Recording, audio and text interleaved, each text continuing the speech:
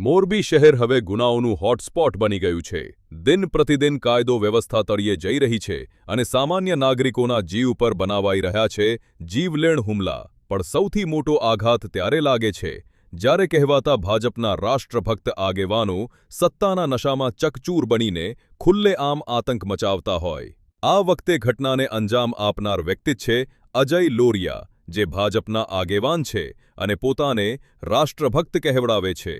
આ માણસે મોરબીના પ્રતિષ્ઠિત ઉદ્યોગકાર શેખરભાઈ રતિલાલ આદ્રોજા પાસેથી ધંધા માટે ઉછીના ₹25 લાખ લીધા હતા. પૈસા પરત માગવાની વાત આવતા વારંવાર વાયદા કરીને ટાળી દેતો હતો. પરંતુ ગત રવિવારે જ્યારે શેખરભાઈએ ફોન કરીને પૈસા માગ્યા ત્યારે અજયે તેમને સરદાર બાગ પાસે ભારત ટ્રાન્સપોર્ટના ડેલા પર બોલાવ્યા.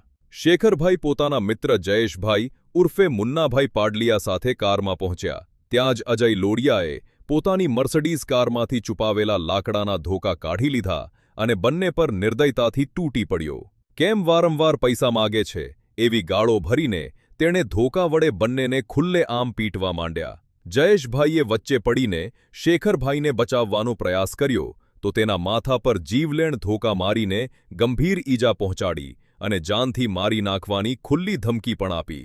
બંને વ્યક્તિઓને તાત્કાલિક ખાનગી હોસ્પિટલમાં સારવાર માટે ખસેડવા પડી. આ ઘટનાએ મોરબીના વાતાવરણમાં આગ જેવો ક્રોધ જગાવ્યો છે. શું આખી ઘટના હતી? એકચ્યુઅલ મારે અજય લોરિયા સાથે હાથ ઉછીના પૈસાની લેતી દેતી હતી. એટલે ઘણા ટાઈમથી આ વાયદા આપે અલગ અલગ.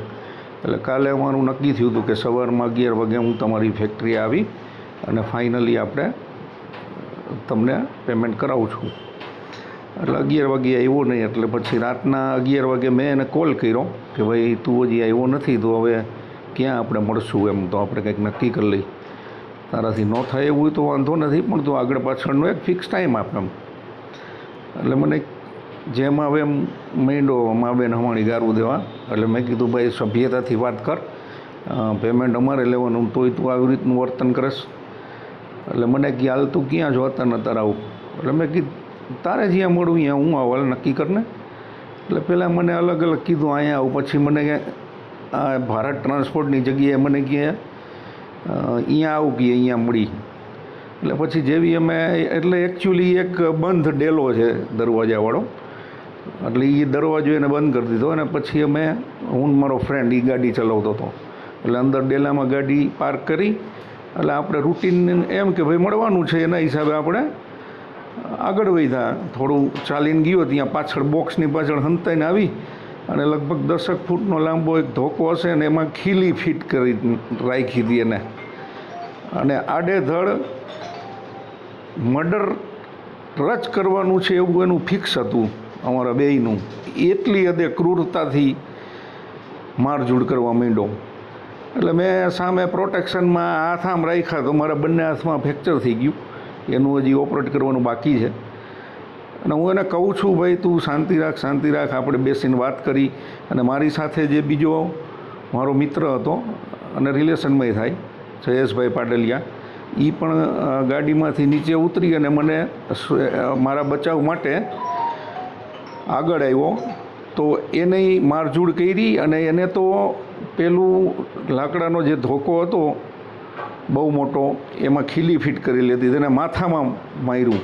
એટલે માથામાં મારીને ખેંચ્યું એટલે એકદમ મોટો એને માથામાં મોટો ઘાવ પડી ગયો. એ પણ ગંભીર ઈજાથી હજી તો એને ખાલી સ્ટ્રીટ લીધા છે, 12-14 ટાંકા એવા છે. હજી તો બીજું તો એનું સીટી સ્કેનની થાય પછી એમાં ઇન્જરી ખબર પડશે કે આ કયા લેવલની. એટલે એકચ્યુઅલ બદ ઈરાદો તો મર્ડર ટાઈપ જ ગણીએ કે એને મારી નાખવાની ઈરાદાથી જ નક્કી કર્યું હતું. અને પછી હું પછી ગાડીમાં થોડું ભાગીને બેસી ગયો. એટલે પછી ઓલો મારો મિત્ર છે જે જયેશભાઈ પાડલિયા, એ બી ગાડીમાં બેઠો ગાડી ચલાવવા માટે. તો એને 2 વખત ડોર ઓપન કરી અને ઢસડી નીચે જમીન ઉપર આરોટ આવ્યો ને એની ચેસ્ટ હૃદય ઉપર ફૂલ પ્રેશરથી પગ દીધો. અને એ લગભગ ઓછામાં ઓછી ઘણી ટાઈમ સુધી પગ એમનામ દીધે જ રાખ્યો કે જેથી કરીને. અને પછી થોડું કોઈ બાજુમાં હતો બીજો, એને આને સેજ આમ કરી અને એટલે પેલો ઊભો થઈ અને પાછો ગાડીમાં બેસી ગયો. અમે ફટાફટ પછી ગાડી ઓન કરીને અહીંયાથી ભાગી નીકળ્યા. તમે આને લઈને ફરિયાદ નોંધાવી છે? ફરિયાદ નોંધાવી. મારું નામ વિકી ઘોડાસરા છે. આજે ઘટના થઈ છે મારવાની, કોના દ્વારા હુમલો કરવામાં આવ્યો હતો અને તમારે શું માનવું? આમાં આ ઘટનામાં એકચ્યુઅલ બનાવ એવો બન્યો હતો કે જે મેટ્રો ગ્રુપમાં શેખરભાઈ કરીને છે એમને અજય લોરિયા પાસેથી 25 લાખ રૂપિયા જેવી રકમ હાથ ઉછીની આપેલી એમને લેવાની હતી. એ રકમ લેવા માટે એ ઘણા સમય થયા એમની સાથે વાતચીતો કરતા હતા, પણ એ એના આપેલા વાયદા રોજને રોજ ઠેલવતો જતો હતો. એ એમની ઉછીના લીધેલી રકમ પરત આપતો ન હતો.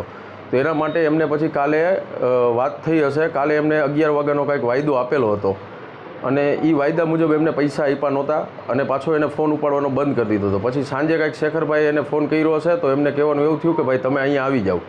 જેવા આ લોકો ત્યાં ગયા તો એની ઉપર ઢોરમાર મારી અને હુમલો કરવામાં આવ્યો છે. એમને મારી નાખવા જેવી લેવલનો માર માર્યો છે.